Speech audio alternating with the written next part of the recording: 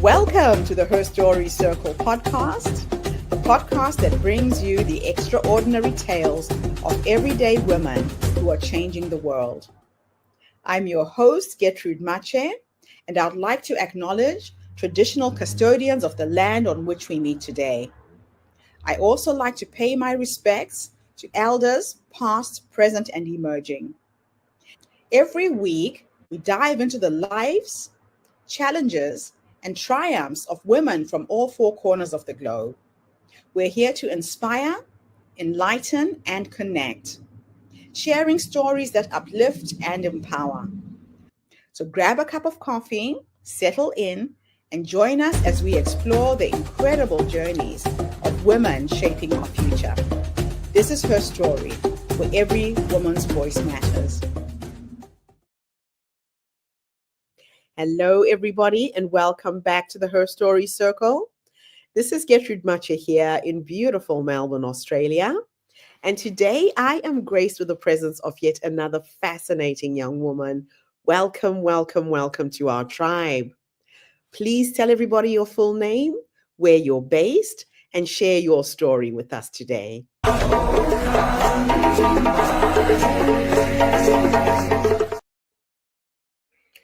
Hi there, my name is Olivia Crawford. I am the founder of Bettabite, and a little bit of background on me is that I was born in Pittsburgh, Pennsylvania, a small town called Peters Township, and I moved to Chicago and did most of my growing up out in the suburbs, a little town called Plainfield, Illinois. You might have heard of it. And when I was a child, just growing up, I did a lot of ballet, soccer, competitive soccer in particular, and that's kind of where I got my competitive edge from growing up. And I've always had a creative side to me as well. And from the time that I could basically draw, and my parents kind of knew, well, she's creative, so let's throw her into little art classes. And as time went on, I always was drawn to the creative classes as opposed to things like math. And and eventually, as time went on, as I was growing up, going into middle school and going into like extracurricular activities, I was always drawn to the way that technology has evolved.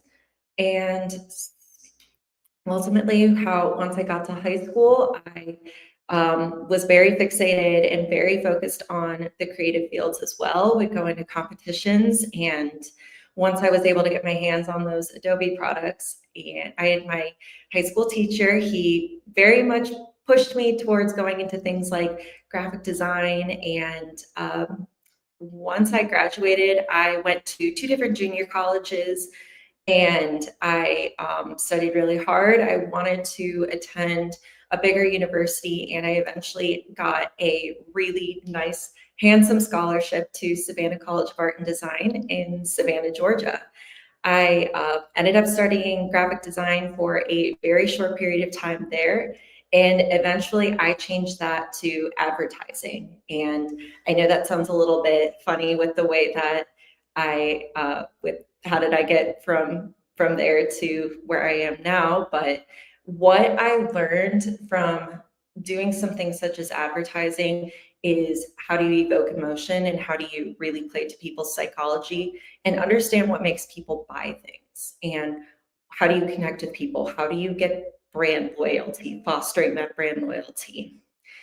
And once I was nearing the end of my senior year, what I was starting to recognize is how I was creating these campaigns for these different advertising projects. And what I was kind of picking up in the pattern there was I was making these more UX, more user experience related.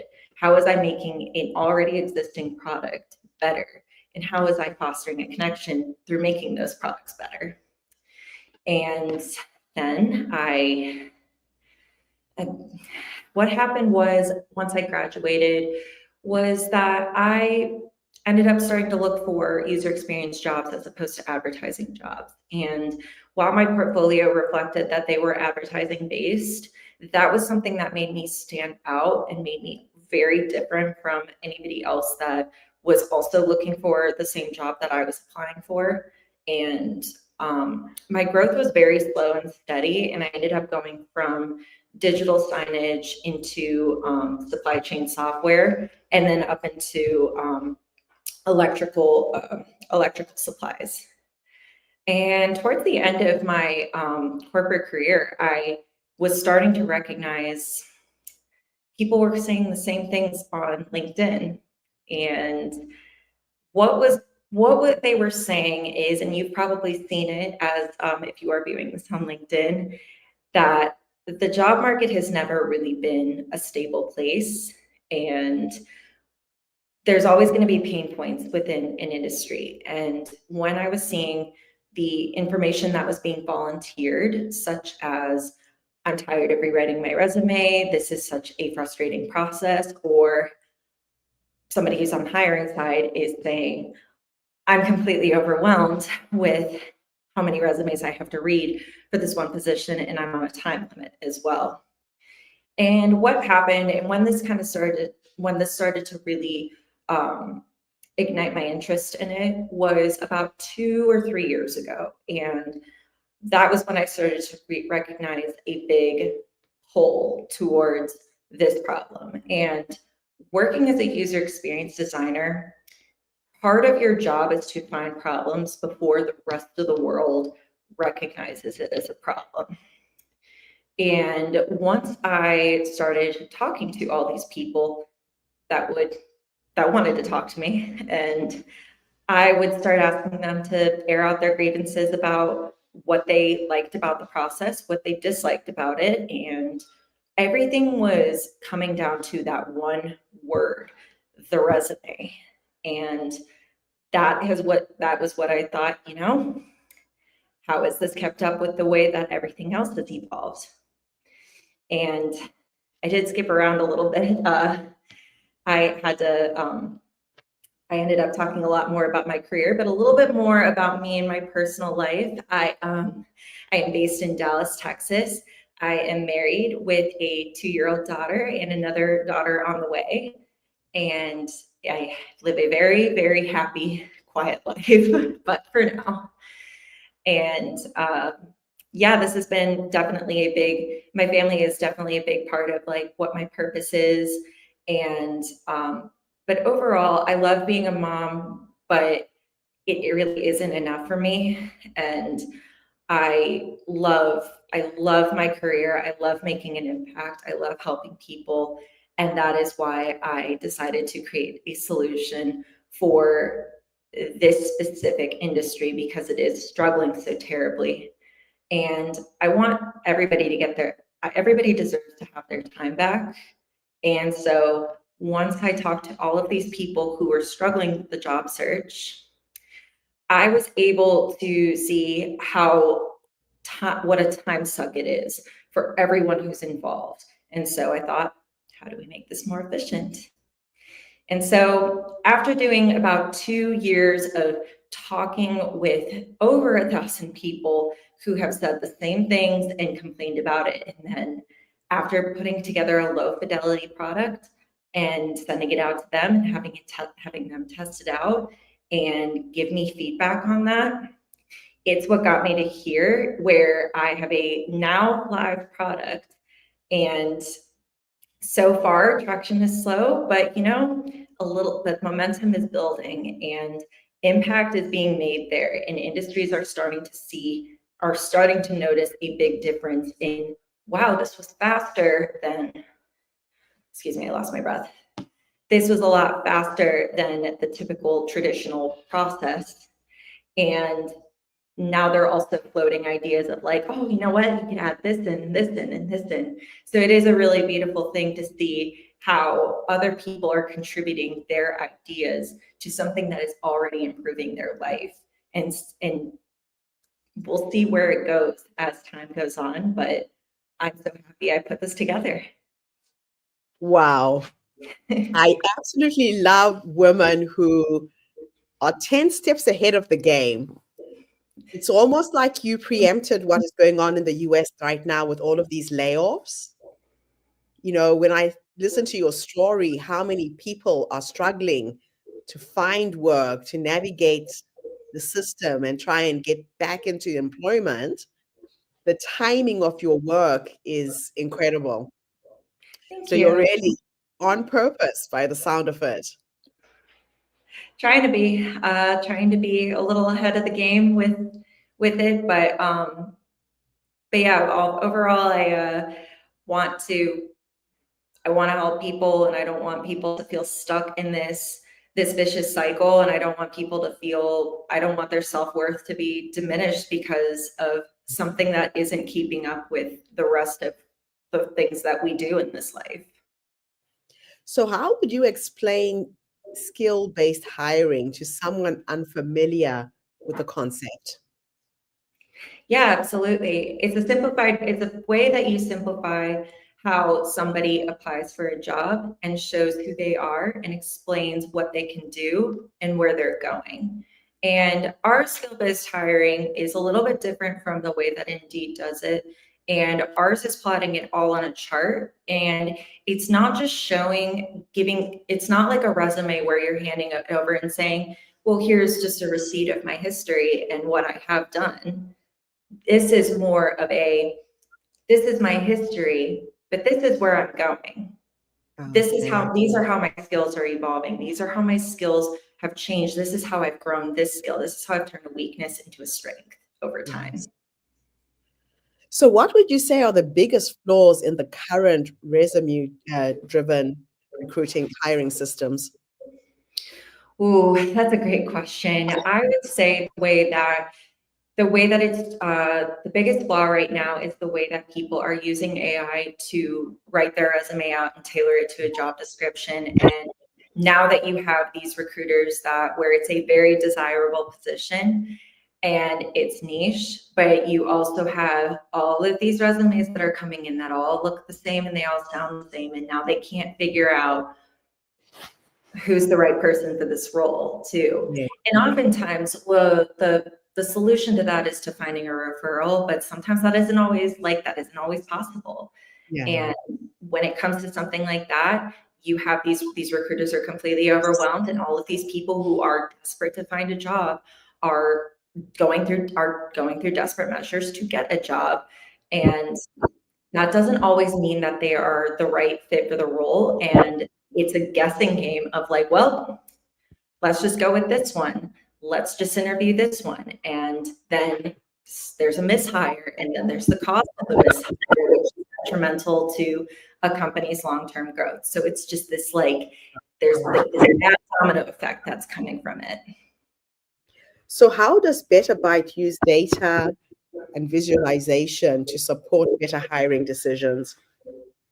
So the way that we use data and visual hiring is we basically plot it all onto a chart and do it by chart comparison. And so what that kind of means is that prior to that, whenever a recruiter or a candidate is looking for a job, whenever they conduct that initial search, they can see quickly in the list view, okay, here's my percentage match. Like, here's how I match based on this percentage. Am I like 86%? Am I 75%, 40%, whatever? And you can click on it and see how your skill levels align with what is required for the role. And in addition to that, we also have a work style alignment, which that is typically to give companies a lot of times, like, culture fit can be a big decision driver when it comes to hiring somebody. But this is more to see your compatibility with the team that you're going to be working with. Because a lot of times when mishires happen, they're like, wow, they were perfect for the role, but they don't work well with anybody that in terms of executing this product or whatever it may be. So can you share a story where skill-based hiring transformed somebody's career? Absolutely. We had a case happen this week where I was talking with somebody who is actually a friend of mine, and she has always worked as a CPA. And so she's like, I don't really know how I'm supposed to go into something like commercial real estate. I feel like I need to maybe go back to school or take this course and spend all this money to make this shift. And I said, Actually, we have a couple of commercial real estate sales positions open on our portal right now. So why don't you plug in your resume and why don't you see what skills you already have? And it turns out with something such as sales and finance, those are very data-driven roles, and they're so in this case, like leadership oriented and data-driven and more like independent kind of more of an independent position. Excuse me. And so she was able to see like almost about like 70% of her skills transferred over to that.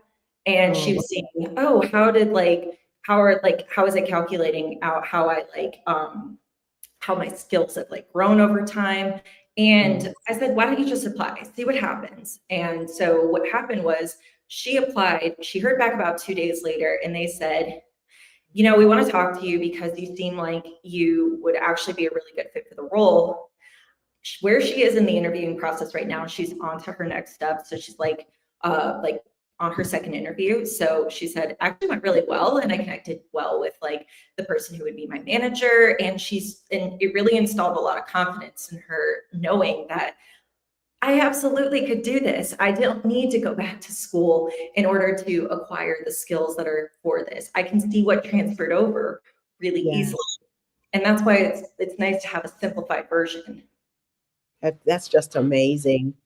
So how do you ensure that companies stay committed to inclusive hiring practices? So the way that we do that is that you have to, what is it that you're looking for? And what are you going to do? What are you going to do in order to maintain that human aspect? And another thing too that we pride ourselves of is that companies can't ghost people on our platform. The other thing too is applicants can always see when their application is viewed, where they stand in the process. And on top of that, they can also see if they did anything, like if they said next steps, if they messaged them, things like that. So having that transparency has been huge. And even though it's like our volume is not like exactly like super, super high, we're not like LinkedIn, but that has been really helpful and pivotal for everybody on both sides. And when positions are closed and whenever they want to give them feedback, if they're like, this wasn't the right fit, they can provide feedback to them and say, here's why we didn't pick you. And here's why we went forward with another candidate, or here's why we closed the position, things like that. Yeah. Oh, I love it. So what are some of the surprising metrics that matter more than a college degree? Ability to learn. Okay. Willingness to learn. Willingness to learn is a really big one. And I think that's going to be the new, I think that's going to be the more desirable thing that companies look at whenever they do hire somebody. Wow. Now, how has your own career journey influenced your mission? Oh, how much time do we have? Well, as like based on where I've worked in the past, when I've worked in industries like working from like a big supply chain software company and then going towards something that's a little bit more detailed, such as like electrical products, seeing when you're actually like talking with like your customers and stuff, that's been a big driver, because oftentimes you're talking with people who have their own businesses, and how do you make stuff available to them? How do you help them to help other people? And how do you keep the process going and moving forward? And how do you make a real difference with them? And when I was in my last role, one of the things that really stuck out to me was how quickly and just how efficiently we were able to improve it.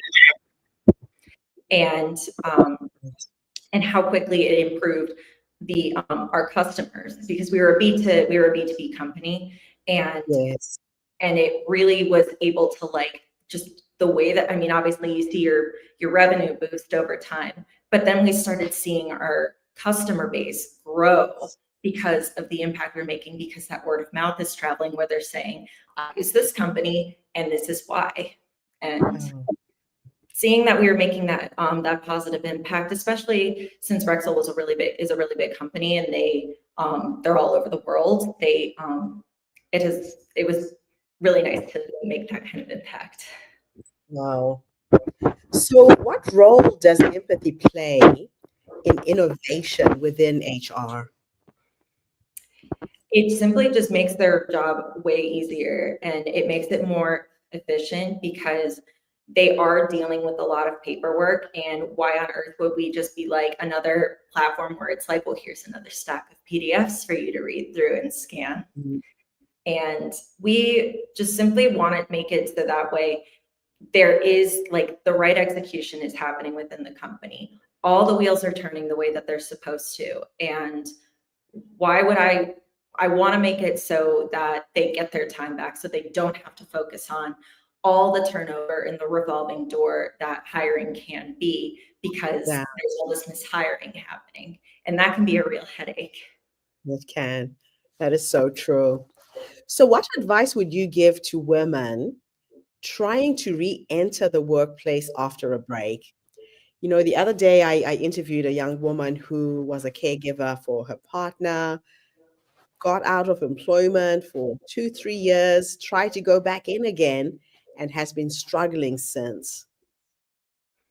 My advice would be, the wonderful thing about, and I know this is I sound like such a product of my generation, but when I look at tools such as social media and I see how people have made a living off of creating content, off of making silly videos, but what's a wonderful thing, and especially now, is figure out ways that you can showcase your skills and what makes you valuable and an asset to a team and how you can contribute, showcasing like different projects that you've done and why you did them, things that you're proud of, and being able to convey and demonstrate your skills. And because we do live in a time where it's a show, don't just tell me kind of time. It's so true. And we've got access to the internet and all of these online platforms. Yeah, Yeah. it could be as simple as sharing your knowledge, your ideas on TikTok. And it Yeah, doesn't have to be long. It can be a minute long where you're basically in front of a whiteboard saying, well, here was a problem, and here's kind of how I broke it down, and here's how I came to a solution. yes. Just things like that, or here's my process with how I work. So, what does it mean to build a human first tech company? Oh, that's such a good question. To me, it means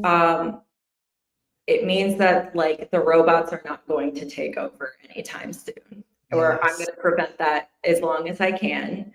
I Yes. do think that AI is a tool that will enhance us, but I think that building a human first product like Bettabite is going to be, it's going to install that trust that, oh, I'm not replaceable by a robot. It's just a tool, and It's a it's up to tool. me if I want to use it or not use it. So Mm, things yeah, like that. that's beautiful. So, what resistance have you faced from traditional recruiters or employers? And how did you respond to the resistance?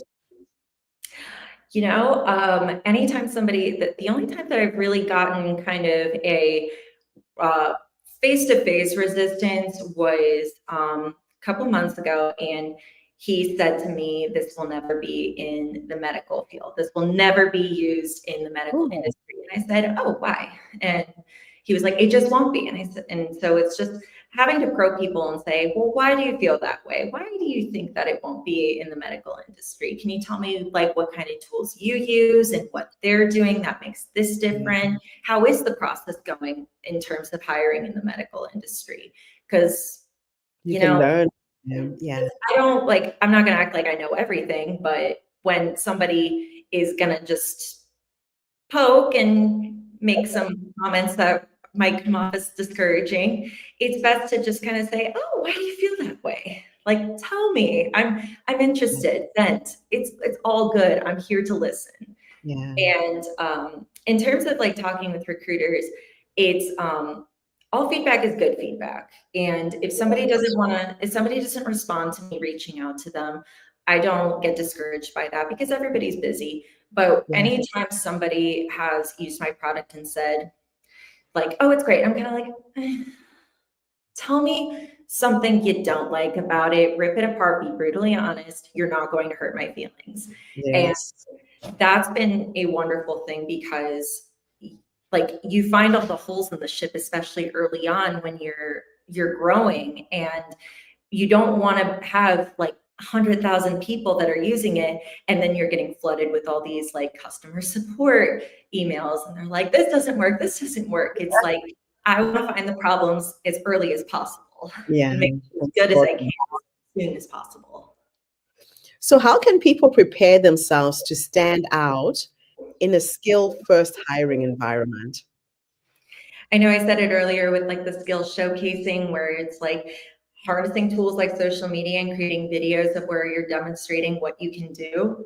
Kind of Yeah. creating is the thing with like a social media profile where you have hold specifically all those videos. You're not your goal isn't to go viral. It's more just like, here's a place where like I'm holding all of these videos and they can go and look at it whenever they want to.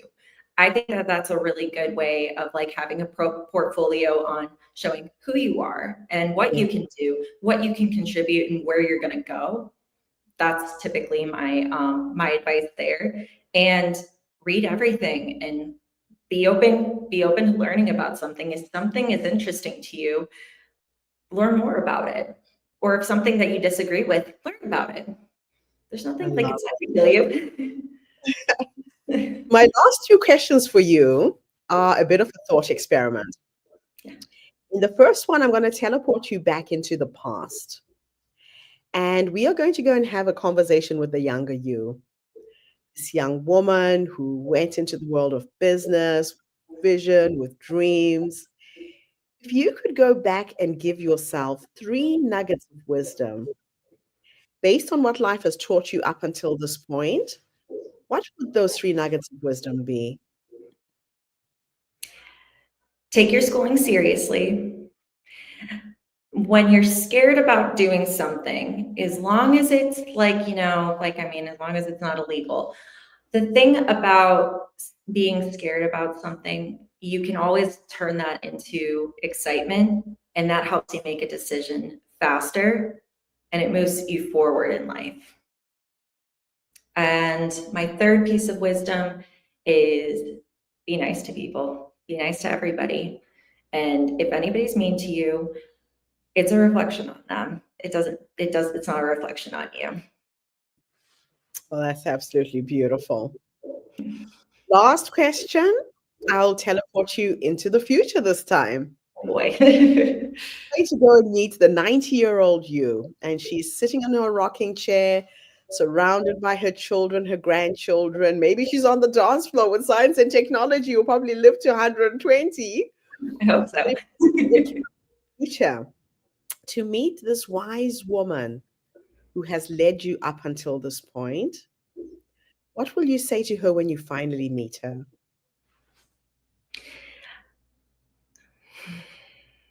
Wow, that kind of gets like an emotional thread tugging. What I would say to her is, I'm not gonna sit on my hands if there's something that I want to do. I'm gonna go after it, and anything that I feel pulled towards doing is worth doing. I was the best example that I could be to my children, and I raised them to be exceptional young women, and they went on to doing exceptional things and made the world a better place, or making the world a better place. And I was happy. I was so happy doing it all. Wow. I love the way you're in tune with her.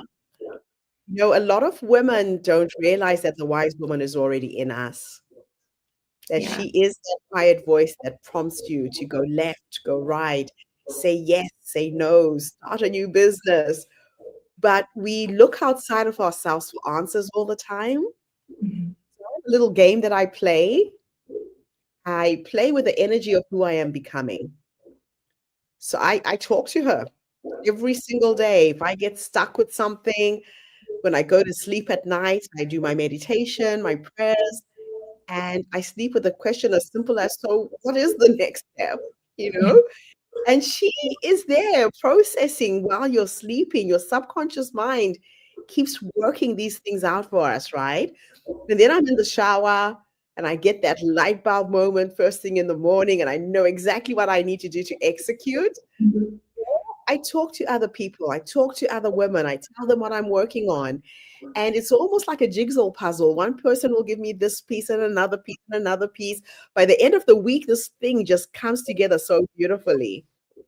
But playing with the energy of who you are becoming, we're wired with everything you need to create the life that you want.